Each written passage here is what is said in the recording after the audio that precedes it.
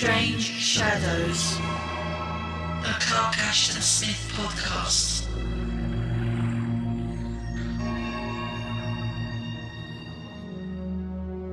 By the ram with 1,000 eyes, by the tail of Dagon and the horns of Deketo, said Azédarac as he fingered the tiny pot-bellied vial of vermilion liquid on the table before him. Something will have to be done with this pestilential brother Ambrose. I have now learned that he was sent to Zemos by the Archbishop of Avignon for no other purpose than to gather proof of my subterraneous connection with Azazel and the Old Ones.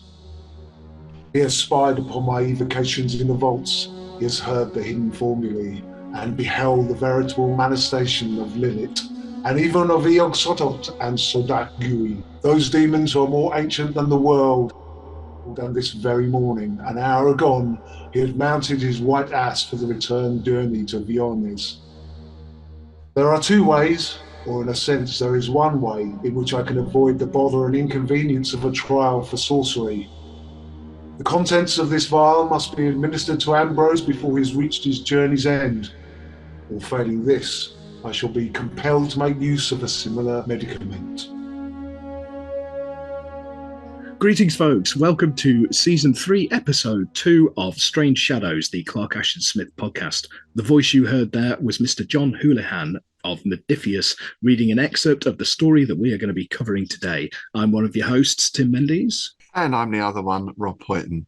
Yes, after our look at the Emperor of Dreams documentary last time, we're back into reading. And of course, this season we're in Volume 3 of the Collected Fantasies, published by Nightshade Books. And the title of Volume 3 is A Vintage from Atlantis.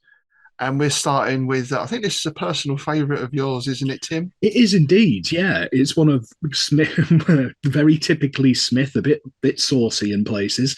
But I love the atmosphere to it. It's one of his Averoigne stories. Yeah, and I know we'll get onto our favourite words in a minute, but I had about 6 in the first 2 pages, I think. Same. And I've actually put money on which one you're going to choose because I've got a feeling I know. Really? Well, if you don't choose it, I certainly shall. Oh, right.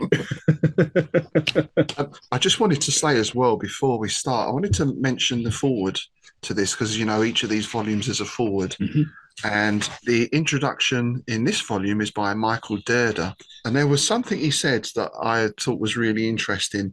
We spoke a little bit about in The Emperor of Dreams. I think it was Harlan Ellison, particularly the way he describes Smith's writing. And Derder says something here that really resonated with me. Smith's formal diction and syntax have often been likened to prose poetry or even incantation. I thought that was wonderful, incantation. Nice. Yeah. And it is, I think, any of us where you read these stories to yourself, but when you read them out loud or when we have our readers in to read them, they resonate, don't they? Yeah. I noticed that the other day when John was doing the reading for this. And he found the rhythm, didn't he, towards the end of it? It's a yes. Yeah. Okay, so let's get into our favourite words. What have you got there, sir? Well, first off, I've got something that I've got a question mark next to it because I couldn't actually find out what it was. Erebean? All right. Yeah. I couldn't find out the definition of it. Well, I had a look for this, and I put both words in because I like the phrase. And again, I don't know if it's Erebean or Erebean. Erebean turpitude. Yes, Erebean turpitude. Yeah, it's a lovely phrase.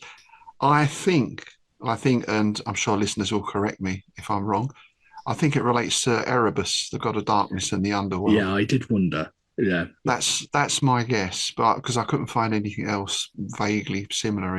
No, the only thing I found vaguely similar, unless Clark Ashton Smith is a time traveler, it's not. It's a spell in Najima, which is a manga series. Oh, right. And it is a spell of darkness. You know. So that ties in. Yeah. Is it Erebus? Is that pronounced? I'm guessing Erebus. Yeah, Erebus. Yeah. Well, funnily enough, I had a similar thing with this phrase that sort of stuck out to me. Sable vans. He talks about the Antichrist and sable vans. Now, obviously, the first thing you think of is transit vans and then training shoes, I suppose. And of course, when you put vans in, that's what you get up. And this took a little bit of digging. I went through Vanguard because I thought, well, this sounds, we're in Averoy and it's going to be a French phrase. Vanguard, of course, being the front part of an army. Didn't really sound like it related to that. And then I got into Latin and I found it's a type of fan. And I'm thinking, okay. But then there was just one reference on an obscure page somewhere, a wing, a membranous wing like that of a bat. So I thought, right, sable vans. Sable wings. Yeah. You got the Antichrist, you got that spreading of the bat wings opening out. So, well, Mr. Smith, wow.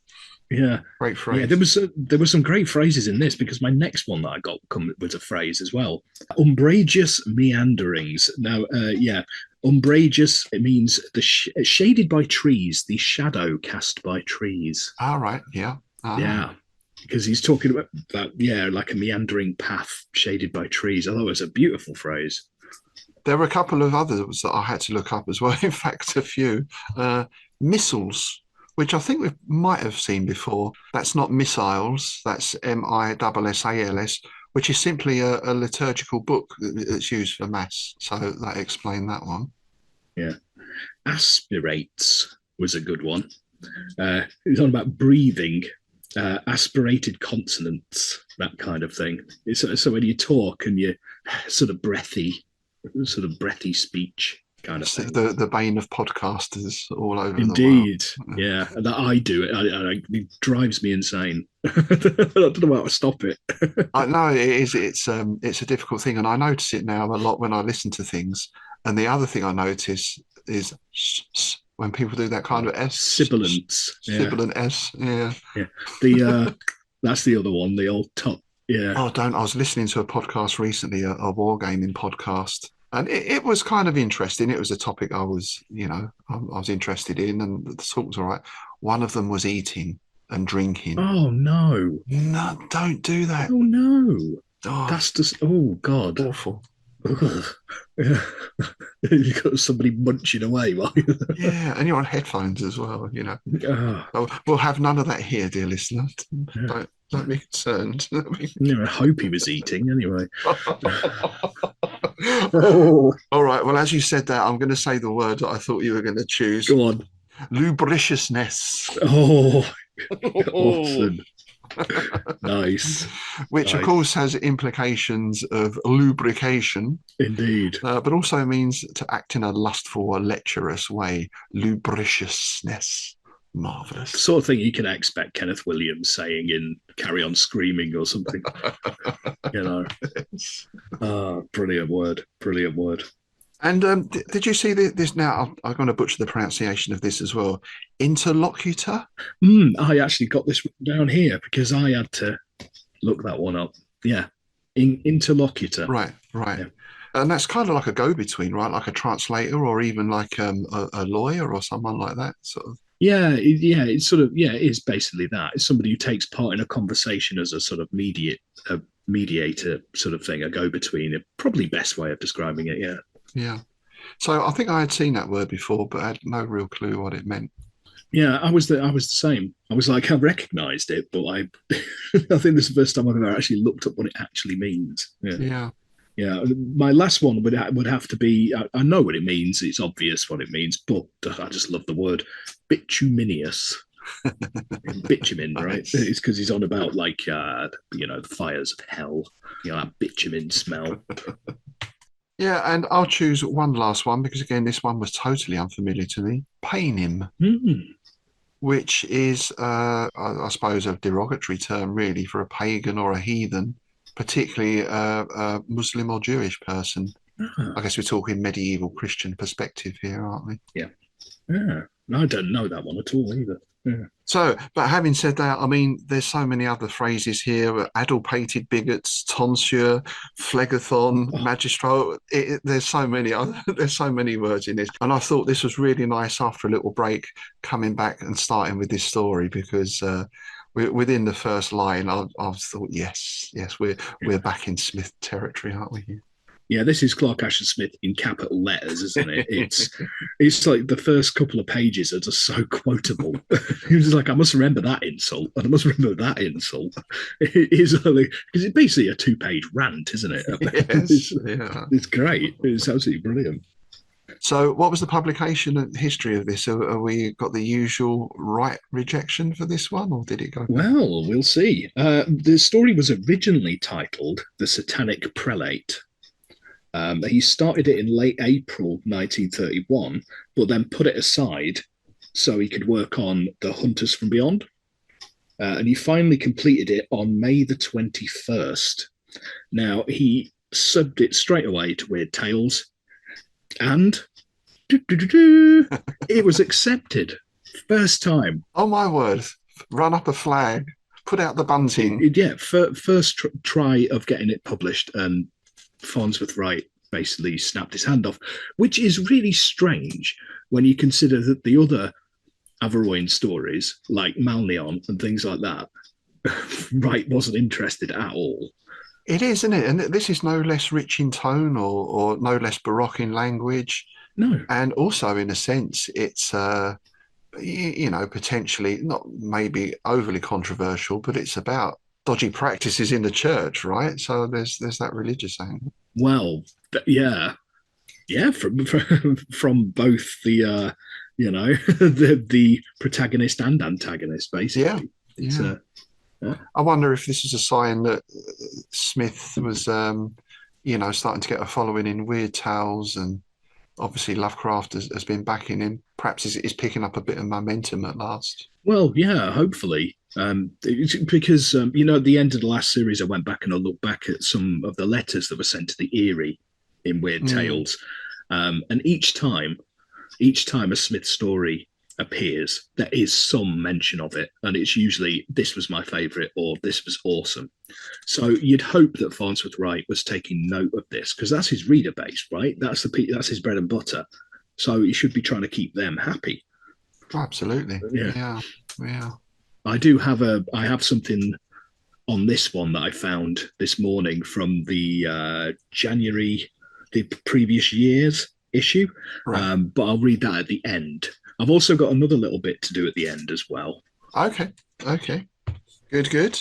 So let's get into the story again. And this is, it's typical Smith, really. It's a fairly straightforward plot. We've got a bishop who is, well, as it turns out, is a centuries-old sorcerer who's kind of charmed his way or spelled his way into the church to become a bishop. Yeah. And he's in danger of being discovered because Brother Ambrose has been sent to check him out and just caught him doing naughty things and summoning up things that it's working from the wrong book, basically, isn't it? Yeah, that book specifically being the old Book of Ibon. Yes. Yeah. And a lot of mythos stuff in this, right, as well. Oh, absolutely. Yeah, like the first line, by the ram with 1,000 ewes, by the tail of Dagon. Yes. There we go. Yes. And then just a bit later on, you get a mention of the old ones, and you also get Yog Sothoth and Sodokwai, obviously Yog Sothoth and Sarthogua. Yeah. And there's a mention here, there's a few place names in here, and obviously we know that Averoian is Smith's creation, but I'm always interested to see if he draws on actual real places. Yeah. And this is all taking place, and again, how do you pronounce this? Ximes, Ximes? I'd have said Zymes. Right. Yeah, I'd say Zymes. Which is, as far as I can make out, a fictional place. But I did find there was a lovely painting by the artist Les Edwards of this story, Azédarac in Ximes, which I'll put a link out to in the notes below. Les Edwards, in case you don't know him, he did a lot of work for I think in the first Call of Cthulhu rulebook edition, he's got a painting in there. Done a huge amount of fantasy and horror book covers and everything else. Oh, nice. And then we get the mention of Vions. Brother Ambrose is returning to Vions. That is not a place, but there was a very notable family in Burgundy called the Vions. And one of the things they produced a lot of was archbishops. So that's got to be a nod, right? Yeah. And I have to say, I think it said at the time when we were reading this through with John, an hour agone, he has mounted his white ass. Which that's the exact reaction that we managed to avoid while he was reading, right? Because you know, we only avoided it because I muted myself because I knew it was coming. I put myself on mute because I knew that I'd corpse. Like it happens later on, and there's another. I think it's about 3 times this lovely white ass is mentioned, and Smith has got to know what he's doing here. Oh, you had to. I'm going to return to that at the end with a little mention from Lovecraft about something, but we'll get into that. At the end. Awesome! Nice. Smith knows exactly what he's doing here.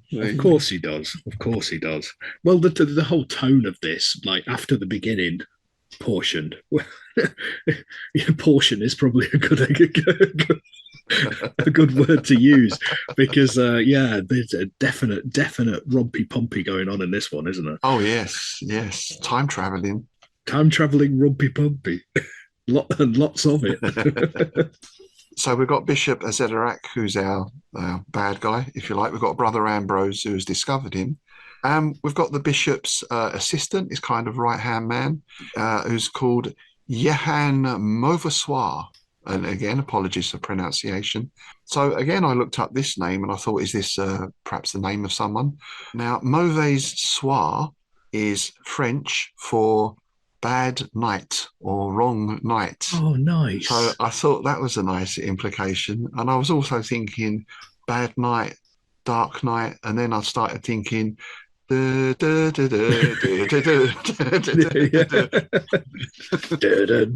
Mauvasoir, you know. But that's just... We have talk of this vial, which I was assuming at the start of this was like a vial of poison or something. Mm-hmm. It's simply going to poison the guy to get rid of him. But of course, he's got to get Ambrose to take the poison. So this is where Yehan comes in. It's his job to intercept Brother Ambrose and administer whatever is in this potion, this vial. It is quite a simple plot, really. These guys, they're not overcomplicating things, are they? At this point, it's just like track him down, slip him a Mickey, job done. Yeah, it's just I just love some of the bile that Azédarac comes out with. May Moloch devour that sanctimonious little milksop of an Ambrose. He really doesn't like him, does he? No. I should be in no great danger from these addle-pated bigots. Nice, isn't it? Addle-pated bigots. That's it. Yeah. There's a lot of bishop bashing going on in this, if you know what I mean. Well, that's totally in keeping with the tone of the thing, I think. So well done, sir. Well done. Apologies. I apologise to our listeners for taking the tone even lower than normal. Oh, it's going to get a lot lower yet, I think. Yeah. And yeah, I mean, in that sense, you talked about the plot there. It reminded me a bit like, this could be like a Pardoner's Tale or something. You know, it's like Canterbury Tales episode, isn't it? Almost very much, yeah. With was it the miller's daughter and all that kind of thing? Yeah, it is very Chaucerian, isn't it? It's very much. We're even in that sort of time frame, roughly, aren't we? We get the actual date a little bit later on. I think 1175. You know. Yeah. So we're in that medieval period. I just wanted to mention, well, 2 things here. One is this idea of. He's a naughty bishop, and in a conventional story, you think, right, so he's it's a Satanist, perhaps left-hand path and everything. But here, because of that mythos context, we get he's got pre-satanic facilities at his disposal. So it's this look back to, there's the Christian element, but there's these far older gods, obviously we mentioned 2 already, with Sothogia and Yog-Sothoth. Yeah. Which again just adds in another layer of sort of cosmic creepiness, I think. Yeah, because you got this lovely little bit on the second page because he's saying that Ambrose has obviously found out his secret and basically made off with the Book of Eibon.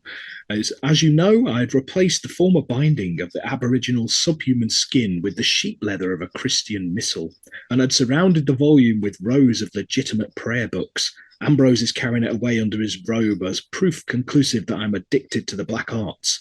No one in Averoigne will be able to read the immemorial Hyperborean script, but the dragon's blood illuminations and drawings will be enough to damn me. Dragon's blood. That's nice, isn't it? Yeah, this is it. You get, which is, it just lifts it out of that whole sort of satanic. Yeah, okay, he's in league with Lucifer, but it just takes it one step, doesn't it? Yeah, Lucifer's nothing on these chaps, you know. Oh yeah, it kind of fuses them together nicely. And I mean, you mentioned Moloch earlier as well. Mm-hmm. So there's a little thing because well, there's some dispute on this. Some say Moloch was a Canaanite god. Obviously, this is Old Testament, most notable for having children sacrificed to him. Mm. But there's also some scholarly dispute that say the word actually describes a type of sacrifice, a particular form of sacrifice, and is not the actual god itself. So apparently there's some sort of dispute over that. But it's most commonly used as a god who human sacrifices made to, and usually depicted as a bull-headed human, an idol. And funnily enough, we're mentioned in Paradise Lost, and also mentioned in Flaubert's Salombo, which I spoke about recently with our friends on the Appendix N podcast. Nice. There was a part in that where the siege was going very well. Things were going badly for the besieged. So the priest said, right, well, you've got to start sacrificing to Moloch then. Obviously, we're out of favour.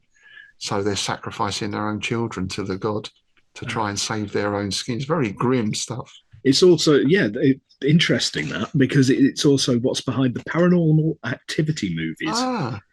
The demon that possesses people in that is to do with the cult of Moloch, and it's all about taking their people's children. Oh, interesting. Like, that's all the cult of Moloch and all that kind of stuff. And there is some like bull-headed imagery and all that kind of stuff in the.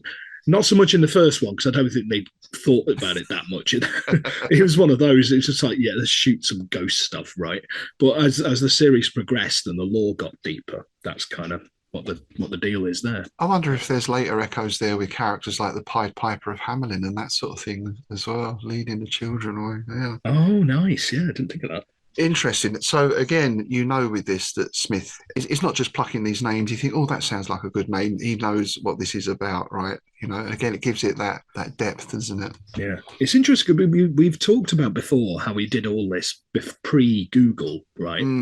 But the fact that he had an eidetic memory and he read every book in his local library. So he basically had Google in his head, didn't he? In a way, it's just like, oh, I need some name. Oh, Moloch. There we go. Perfect. Yeah. And I like this little piece as well, where the bishop is talking about his current setup and his current situation.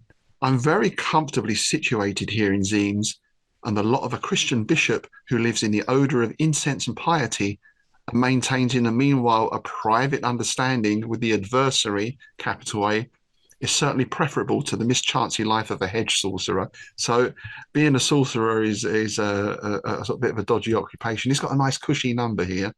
And I like this fact that he's got a private understanding with the adversary. Yeah. Nice.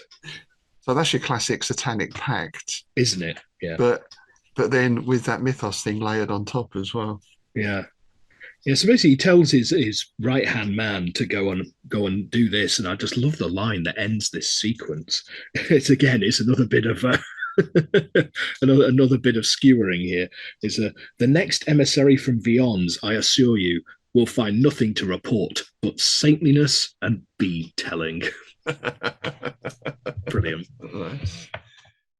So that brings us into the second chapter, and now we switch to Brother Ambrose. It's this typical lovely sylvan scene, is it, as he travels through the forest, though his thoughts are somewhat darker. Mm-hmm. And of course, as we progress through the forest, even the scenery and the surroundings become darker and darker as well. And he's got the Book of Ibon with him. So you wonder, it says the book is like that primordial manual of sorcery seemed to burn beneath his robes like a huge hot satanic sigil pressed against his bosom. So the book is exerting this baleful influence on him. Yeah, it's obviously having some kind of effect on him. I thought it was a nice callback to the other Averoian stories, because each one of them has had a moment where the foliage and everything has changed. It's got darker. Yeah. You get the impression that the woods around Averoian have got that kind of liminal quality, don't you? And yes. And how much of that is influenced by the book. I think it's a really cool implication. And it's obviously troubling him. I love this line here. Recalling them, again he trembled at the pre-Adamite lubriciousness of Lilith. Again he shuddered at the transgalactic horror of the demon Sorokoi and the ultra-dimensional hideousness of that being known as Yog-Sothoth to the sorcerers of Averoin. There we go. Yeah. So again, it's that mixing of the two, religion and mythos. Indeed. Let's put it that way. But it doesn't jar in this, does it? It seems quite natural. But we've spoken about this particularly on the Innsmouth Book Club about modern religions or cults or something are often shadows of that deeper, darker, older truth, cosmic truth. Indeed. Yeah. Well, they all sort of take bits of one another as well and build on them. So, I mean, it just seems kind of natural to me for these sort of things to happen. And yeah, we get this sense as he goes through the woods on his journey of things becoming darker. Whether that's actually happening or it's the influence of the book or just his viewpoint, we don't know. But I like this about he wished that he were mounted on something swifter than the gentle milk-white ass appointed for his use by the Archbishop. There we are again. I had to mention that.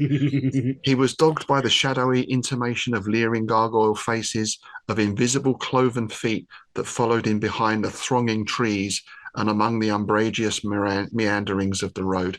So we've got that sense, like from the early story of the Pan hanging around, isn't it? Again, the satyr and all that kind of stuff. Yeah, you get a great impression of age in these woods, don't you? They're ancient woodland. It's not, it's not like some municipal park like you find in towns and cities. This is ancient woodland that's been there, Yeah, it's primal, and it's primal forest. Primal, yeah. So there we go. It's not a happy chap. He's kind of wishing that someone else had been given this job to do. He's not really too keen on this situation. And his thoughts are interrupted by the clatter of galloping hooves from behind.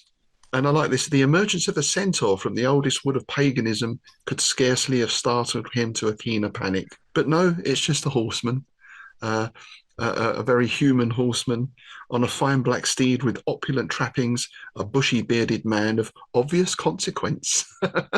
Are you a man of consequence? That's a nice saying, isn't it? Yeah, it is. It's something you find in a lot of sort of 18th and 19th century literature, isn't it? Like Jane Austen and stuff like that. He was a man of consequence, and his garments pegged him as a man of consequence. I'm going to try that next time something happens. I had a minor altercation when I was out on my bike the other day. I wish I'd have turned around now and said, do you know, I'm a man of consequence. Nice. As it was, I just wanted, well, no, let's not go into that.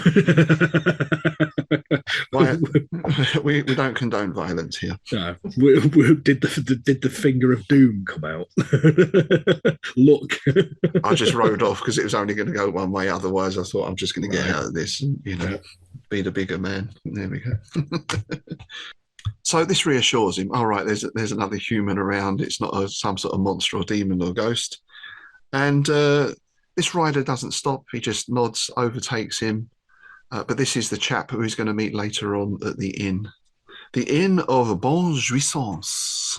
Ooh. Well done. Now, here we are again, because I looked this up, of course. Bonne Jouissance. Seems like a bit of an odd name for a tavern, So this potentially could be quite a big rabbit hole to go down, so I'll keep this quite brief. But there's part of I guess, if we're talking about psychology, and we have things like, I think Freud come up with the pleasure principle, we automatically seek pleasure. Yeah. Well, beyond pleasure, you get into so much pleasure that it becomes pain. The death drive, Thanatos. Yeah. And well, yeah, but it's almost like an ecstasy or where that was it. Someone I remember a description once: a pleasure and pain inextricably mingled. Yes. Well, that's what some people call jouissance. Or was Is it really? Yeah. Ah. So we're getting again this whole idea of naughtiness and lubriciousness and everything else. This is the name of the tavern, right? It sounds like a sort of swingers venue or something. Yeah, it sounds like something out of a carry-on film, doesn't it? The Inn of Rumpy Pumpy. So yeah, it's almost like the inn of beyond pleasure. Nice. So obviously night is falling and Ambrose decides he's going to rest overnight at the inn. And it sounds like your typical medieval D&D type tavern. Oh, God, yeah. Travelling mercers, a notary, 2 soldiers. A stout and unctuous taverner. And that rider that overtook him. And everyone sort of nods to him as he goes in, but the rider actually comes over to his table to join him. "Will you not dine with me, Sir Monk?" he invited, in a gruff but ingratiating voice that was perplexingly familiar to Ambrose, and yet, like the wolfish profile, was irrecognisable at the time.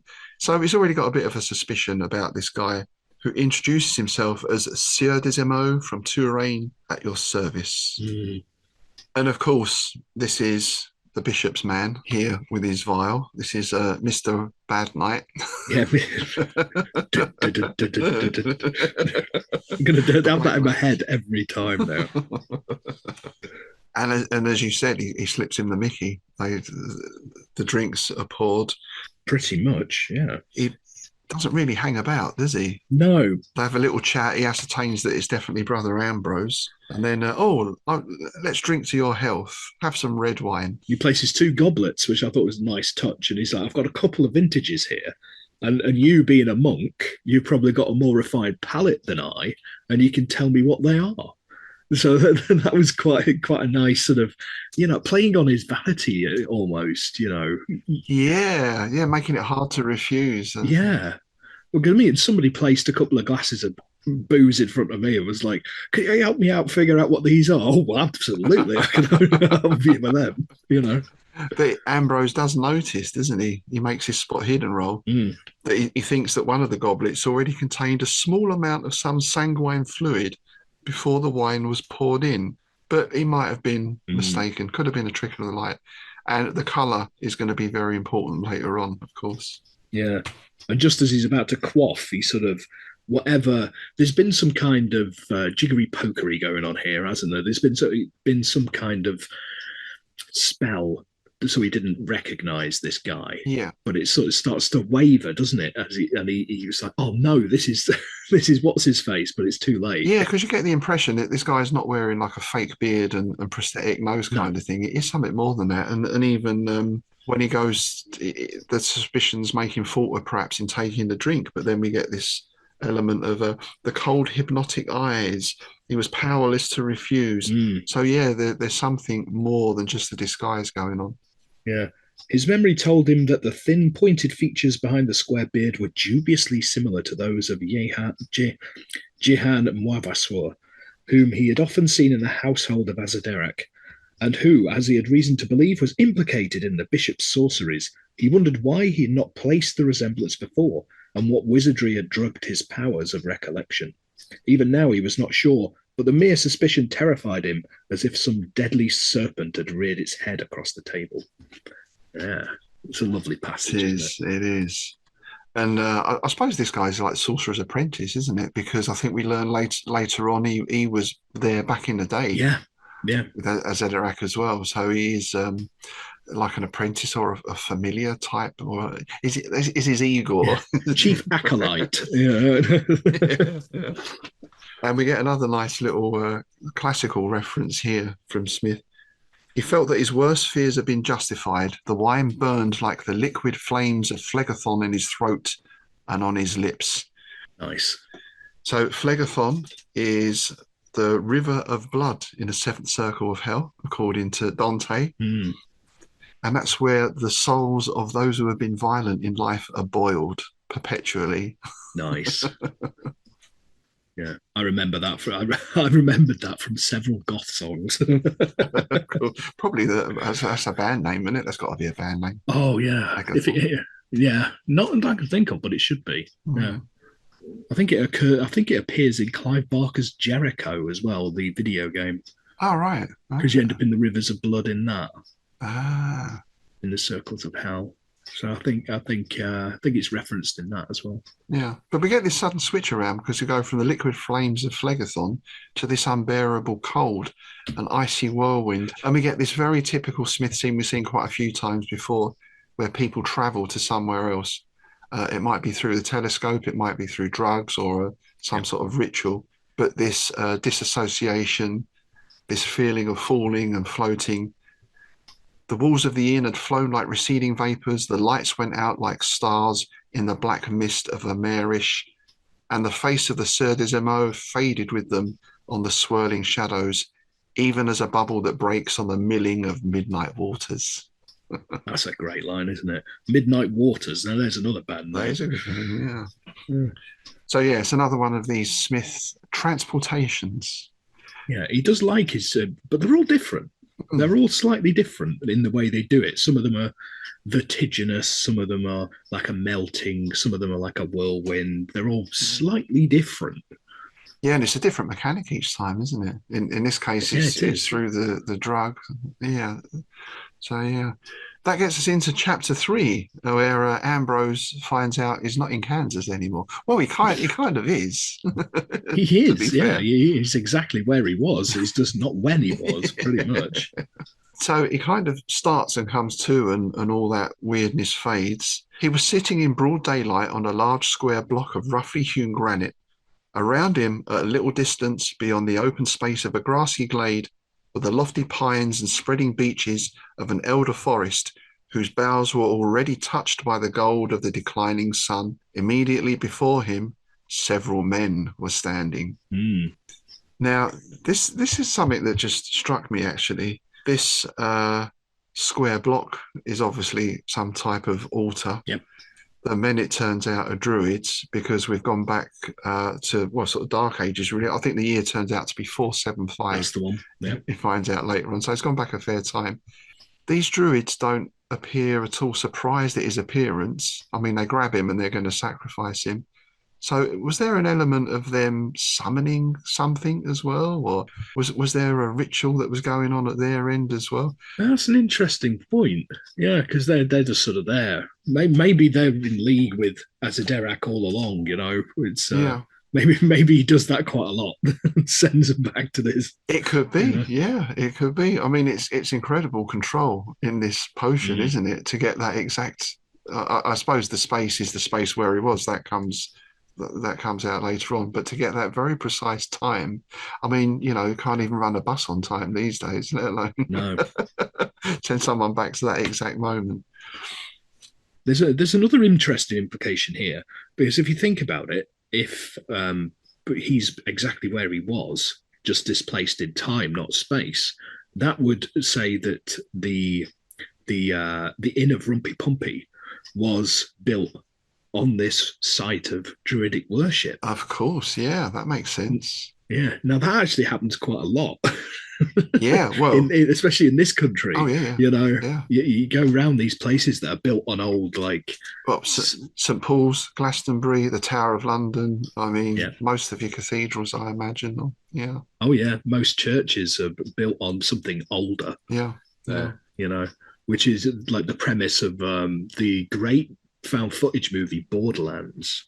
Oh yes, it's a really good film. It's like it starts off like your typical found footage ghost movie, then it turns into something incredibly cosmic at the end of it. Yeah, very good ending. I remember that. Really great movie, and really great acting in it as well. And the scene with the flaming sheep, always. I'm never going to get that out of my head. It was a brilliant scene. We get a bit of confirmation of this when Ambrose says that he had been spirited bodily away from the Inn of Jouissance and delivered into the hands of those pre-satanic entities that served the sorceress bishop. So there's definitely a connection between these two. These would have been his acolytes back in the day, because as we find out in a minute, this is when the old bish was doing his sorceress stuff. So the guy's like, you know, sort of 500-600 years old or something at least. Yeah. Yeah, these are obviously his coven, aren't they? His, like you say, his acolytes. So they wouldn't be surprised, would they? Oh, well, here's another one. Here's another one. He's beat back. Yeah. Let's sacrifice him to Sarthogura and have done with it. We'll be fine. I suppose there is that element with Yog-Sothoth, right, of being present throughout all time. Yeah, maybe that's an aspect. He is the key and the gate and everything else. So, yeah. Past, present, and future all are one in Yog-Sothoth. The fact that I can quote that is quite telling, isn't it? So they start chanting is as though they begin to perform some sort of ritual, and they mention this word Taranit several times, and he wonders if that's the name of an especially malevolent demon. That's never really explained or clarified. I couldn't find anything on that name. I think that's just a name that Smith made up. But there's obviously a ritual going on. There's obviously going to be a sacrifice, and Ambrose is obviously that sacrifice. Yeah. And one of the guys steps forward and raised aloft a keen blade of chiseled flint. The blade was poised in the air above Ambrose's heart, and the monk realized in sudden terror that it would fall with dire velocity and pierce him through before the lapse of another moment. Dire velocity. Yeah. That's nice, isn't Great. That's another band name. Yeah. So he's about to meet his end, basically. Pretty much, yeah. But then rescue comes in the form initially of the sweet and imperious cry of a woman's voice. In the wild confusion of his terror, the words were strange and meaningless to him, but plainly they were understood by his captors. It's like this is a command to them. They let him go, they step back, they release him. Who is his saviour, we wonder? Yeah, and as she steps forward, the druids, basically, they're all sort of kowtowing to her, aren't they? Sort of like, oh, here we go. The boss lady's here. Yeah. She was very tall, with a fearless and regal demeanour, and was gowned in a dark, shimmering blue, like the star-laden blue of nocturnal summer skies. Her hair was knotted in a long golden-brown braid, heavy as the glistening coils of some eastern serpent. Her eyes were a strange amber, her lips a vermilion touched with the coolness of woodland shadow, and her skin was of alabastrine fairness. So something of a beauty. She's she's almost like your typical medieval maiden. Yes. In that description, isn't she? Almost like the one that the gallant knight would have to go and rescue, but it's the other way around. It's a nice juxtaposition. Yeah, she's the rescuer, and I was thinking very much a hint of the sort of fairy as well, and the otherworldly. Indeed, yeah. Like she's almost stepped out of Lothlorien or something like that as well. Yeah. Well, I was thinking Arthurian personally. Oh yes, I thought very much. There's a bit of the old Morgan Le Fay's going on here, isn't there? Yes, and the Fey folk. Indeed, yeah. And she speaks to him in what he recognises as an obsolete variant of the French of Averoins, and she leads him away. And this was nice because she says, "Who are you? You look like one of those crazy missionaries." Crazy seems a bit of an odd word to use there, but you look like one of those crazy missionaries who are beginning to enter Averoy nowadays. I believe that people call them Christians. and the druids just sacrifice them as a matter of course, it seems. Yeah, I loved that. I thought that was great. Yeah, the druids have sacrificed so many of them to Taranit that I marvel at your temerity in coming here. Basically, what are you playing at, you pillock? Yeah. So he explains who he is. He explains what he thinks is going on, and he's obviously got some inkling that he's in a different time, and she confirms that. And she introduces herself as Moriarmis the Enchantress. The druids fear my magic, which is more sovereign and more excellent than theirs. But she only uses it for good, her powers. But that he's still a bit worried by this, isn't he, Ambrose? Because all sorcery, that goes against the grain for a monk. The knowledge added to his alarm, but he felt that it would be politic to conceal his emotions in this regard. And he basically asks her the way to the inn. He's like, "Do you know where this inn is? I don't know how I got in this forest. I'm lost. She's like, the what?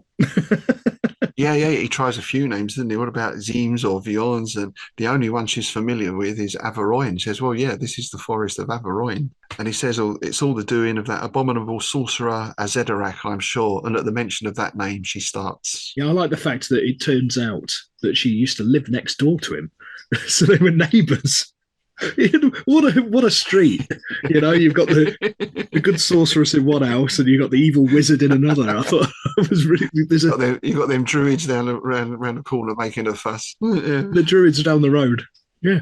It's like a sitcom waiting to happen, isn't it? You could write a great comedy script about that. Yeah. And she describes the guy, right? So it can be no doubt that it's the same chap. Yeah.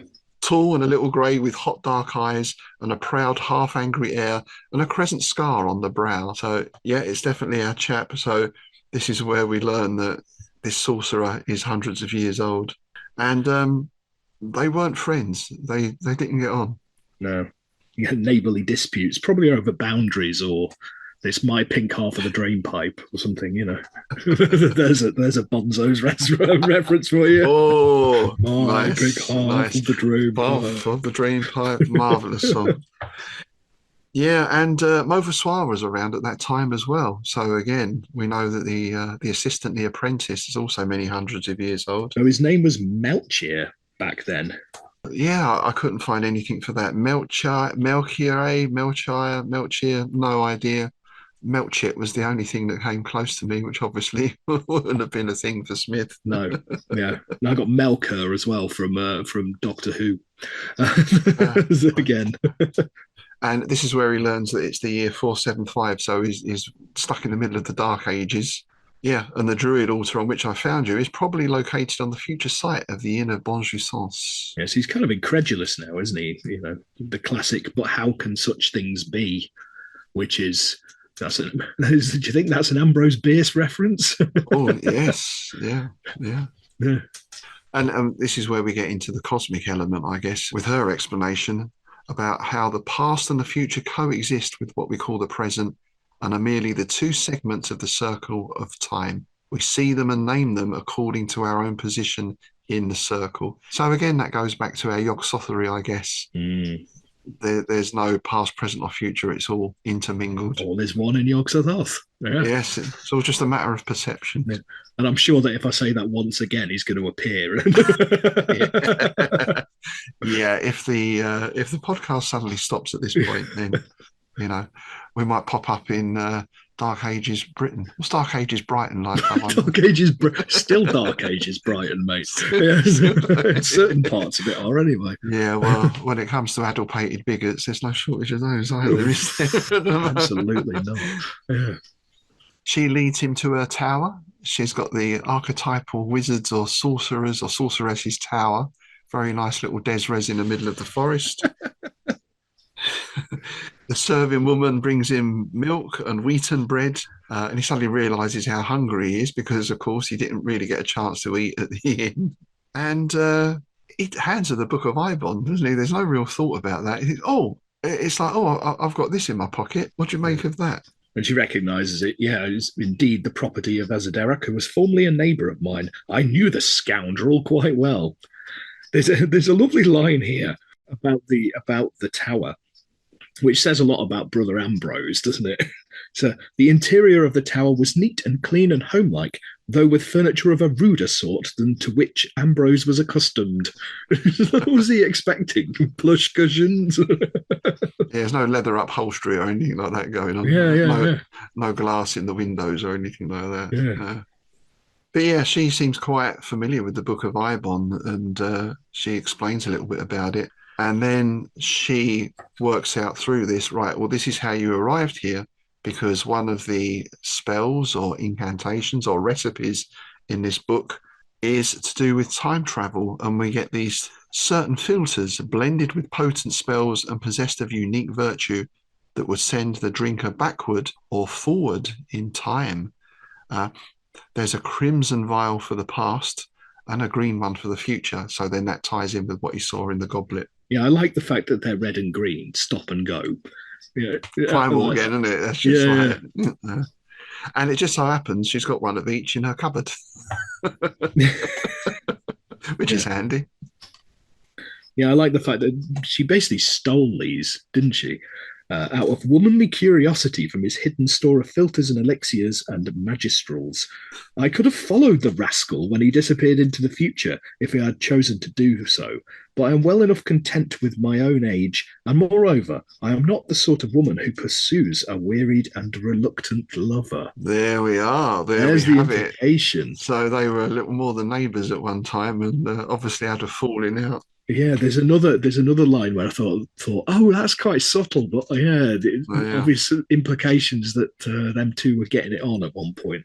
And I like this little quote as well. It is like the fellow to have established himself in a fat prelacy. So she's got a good measure of Azédarac's character. Yeah. I am not revengeful by nature, but on the other hand, woman scorned. Here we go. Now, this is where Ambrose gets to become a bit of a naughty monk, because he does start flirting with her here, I think. He does, yeah. It is hard to understand how anyone could have wearied of you, he said gallantly. And we get this little back and forth going on. Ambrose says, well, will you send me back? And she goes, well, eventually. Yeah. Are you in such a hurry to leave your hostess? On the soundtrack, the strings are swelling. You're starting to get that little in the background going on.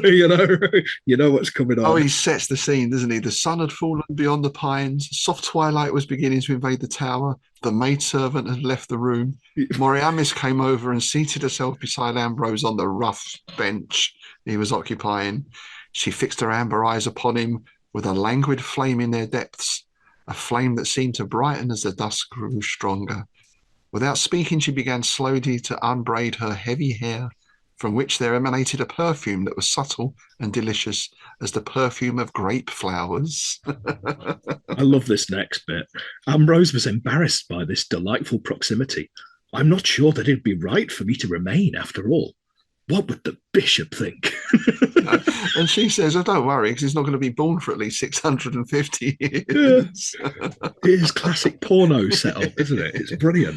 Yeah, and we get a sort of fade out on that scene, don't we? It's as their lips meet, I imagine. And yeah, that's the end of the chapter. The rigours of monastic discipline might well be relaxed to almost any conceivable degree without entailing spiritual perdition or even a serious breach of vows. Yeah, I like the way he's justified it to himself. Yeah, he's justified it in his head. It's almost like, I'm back in time, so it doesn't matter if I whip it out and get it on. Yeah. I'm not even born yet, so I've not actually made any vows. Technically, I've not actually made Exactly. Yeah. That's that interesting rationalisation of the supernatural that we've seen a lot of the Averoigne stories. Isn't it? But this time it's to a slightly different, perhaps more pleasant effect for the person. Indeed, yeah. So, chapter 4, a month later.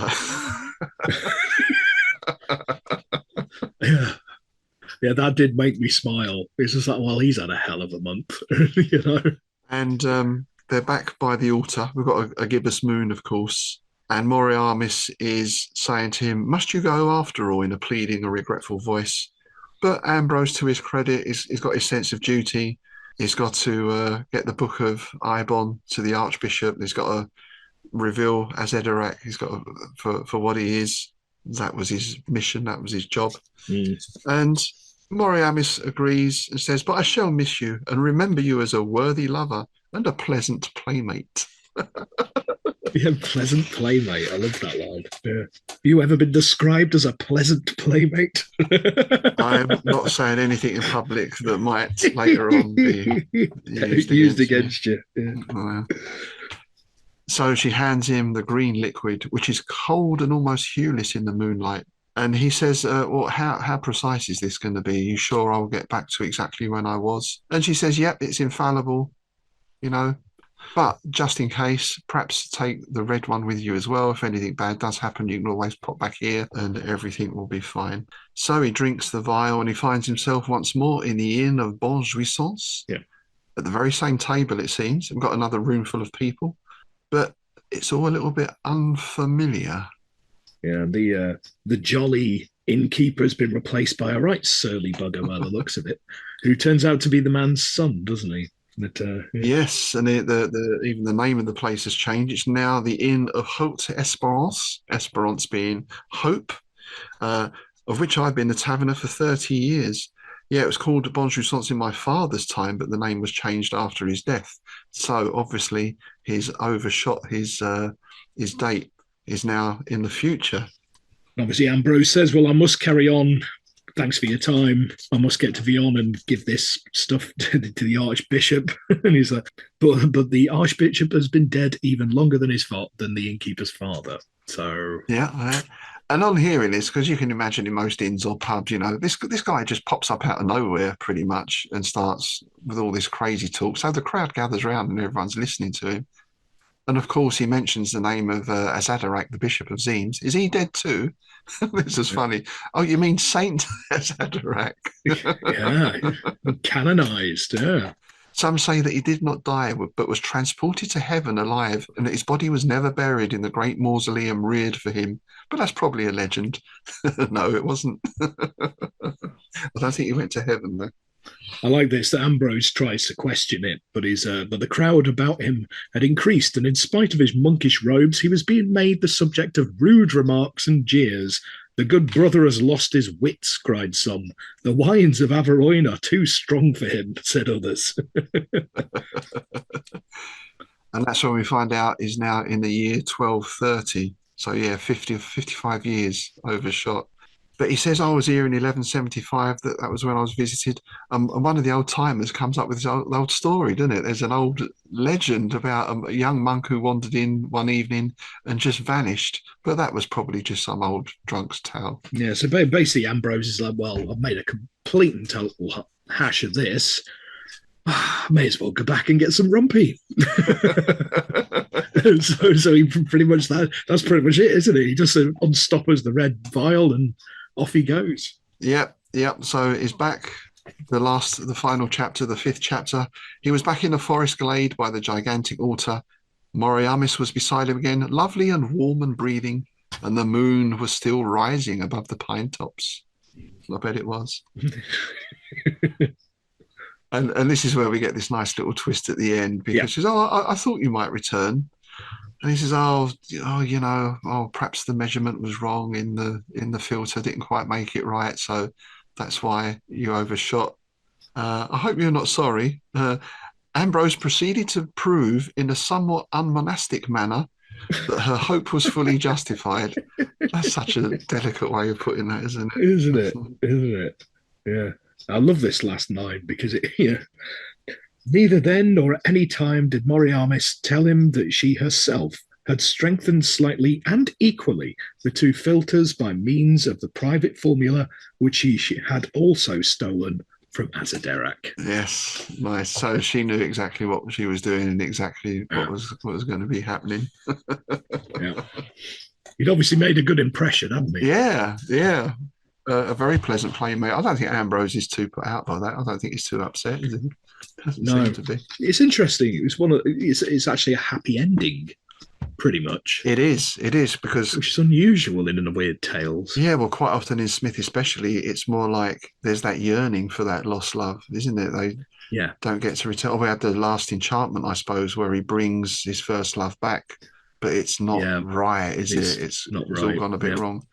So yeah, it is a happy ending, certainly for Ambrose and the sorceress. Indeed. Yeah. We can only speculate as to what happened to Azédarac. I guess he probably jumped time again, perhaps. He went off. There could be a sequel. Perhaps he's jumped forward to the 15th century or something. Well, as I said before we started, I had some interesting bits and pieces, one of which is about a sequel. Yeah, this is a little excerpt here taken from the Black Book of Clark Ashton Smith, which was published by Arkham House, and this is item 49. It's basically like Lovecraft's commonplace book, isn't it? At one point, Clark Ashton Smith contemplated writing a sequel to the story, which he would have called The Doom of Azédarac. Azédarac, sorcerer bishop of Zims, supposedly dying in the odour of sanctity, in reality transports himself to an other dimensional world which represents an alternative development of the Earth sphere from the same primal causes and origins. In this world, many peculiar laws and conditions prevail, together with certain distorted resemblances to the Earth, Azédarac finds himself in a curiously topsy-turvy Averoigne, whose people are only vaguely human. He meets a being who is the otherworld alternative of himself, and a weird duel ensues between the two, each using all his resources of wizardry and necromancy. In the end, Azédarac, being out of his normal element, loses and is absorbed like a shadow by the other. That sounds really cool. That's awesome, doesn't it? Shame we never got to see that, isn't it? Yeah, that sounds absolutely brilliant. It's such a shame he never wrote that. Yeah, I mean, that dueling wizards thing is always a favourite of mine. And to see Smith do a version of that would have been something. Oh, it would have been, yeah. Yeah. You can imagine with his sort of use of language and colour and things like that. Yeah. It could have been really something really special, couldn't it? And that alternate Earth is an interesting one as well. It's, not so much past or future, but alternate dimension. So I was thinking, was it Ibon who was in the door to Saturn? Yes. Who escaped to Saturn? So yes, it was. Yeah. You've got that kind of setup around Ibon and around his book of using it as to create a portal or an escape. Yeah. Oh wow, what a shame that he never wrote that one. It really is, because I think that would have been a nice tie between the sort of the Hyperborean stories and the Averoigne stories, wouldn't it? If he'd have used the same method that Ibon himself had used, blah blah blah blah blah. I think that would be really fun. Really, yeah. Yes, maybe there's someone out there who could do a treatment of that. I mean, I can't think of very few. Well, I'm trying to think of living writers. I mean, Jack Vance was the only one who came close. I think maybe one or two others to the Smithian style. But Jack Vance could have done that justice possibly. But it's hard to think of anyone else who could, to be honest. And that's not a put down because, you know, oh no, Smith is way above.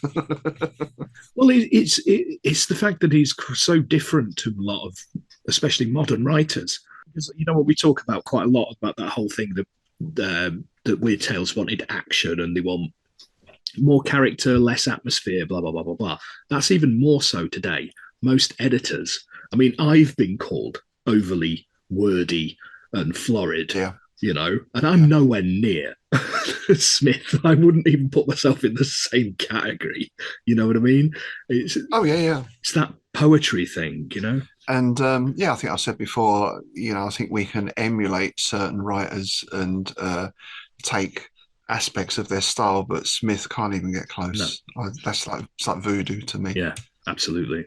Yeah. And again, that idea we were talking earlier about that we've both had it of people saying, or an editor saying that your story is too complex because it jumps around in time a little bit. Clearly delineated 6 months earlier, March the 15th or whatever it is. Yeah. But it's a bit complex, isn't it? Well, no, it isn't complex. It's just called dates. Indeed. Yeah. Because that's basically what you see here, right? He's jumping backwards and forwards through time. You know, it's a bit confusing. Perfectly easy to follow, right? Yeah, it's I don't know. So let's turn to our correspondence then. Dawnwood Spire and Lonely Hill. There's only a couple of brief mentions, but this one I thought was worth just highlighting. So this is from HPL. This is the 12th of May 1931, and the return address. Strap yourselves in. Jungle of the obscene fungi, below the belt of Saturn, hour of the casting of the shadow. Marvellous. The obscene fungi, I love it. Obscene fungi, yeah. The Holiness of Azédarac sounds portentous and piquant indeed, and I'm sure you will have no trouble in outdoing the roguish Mr. Cabell, even if you fail to employ the bituminious vulture quill of other days. Nice.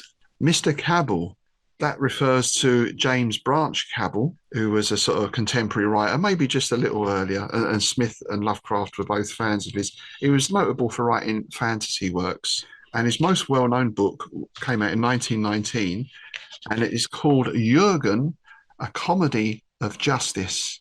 And it was the centre of a big scandal and a major obscenity case at the time. Nice. Because it describes the journey of presumably Jürgen through heaven and hell.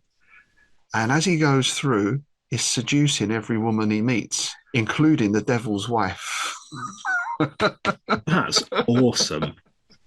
Oh yeah, I see what you mean. Like Smith must, yeah. And this is the killer. This is the punchline, right? A lot of the obscenity in it was in the form of double entendres.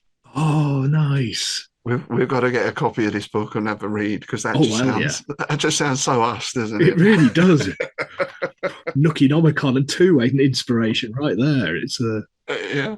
If any of our listeners have read it, then do please let us know, because I've seen the name J.B. Cabell around, and I was aware that he was a sort of fantasy writer, but I don't think I've read anything by him at all.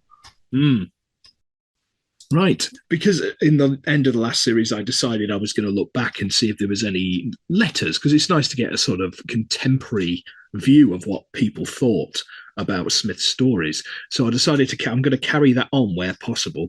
Now, I found this nice little letter. It's in the Erie in the January 1932 issue of Weird Tales. I have just finished the November Weird Tales, writes Alonzo Leonard of Portsmouth, Ohio. And I must say that it's the best I've read in a long, long time. Each number for the past several months has been excellent, of course, but there has been a story or two in each which has been a little weak. But the November issue, every story from first to last has been, for its type, a top-notcher. I want to say a few words about Shamblu and the Holiness of Azédarac. Obviously, Shamblu is C.L. Moore. Here are two stories which are unusual in the pulp magazines. The usual type always runs to a formula. The hero must never lean towards anything which isn't commonplace and conventional. But here are two heroes who violate that rule. Brother Ambrose from the Holiness of Azédarac shows his manliness by going back from his own time to an earlier one, just for a woman, a true son of Adam.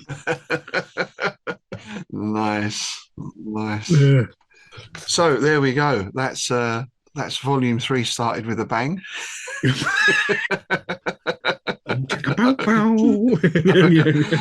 I couldn't resist.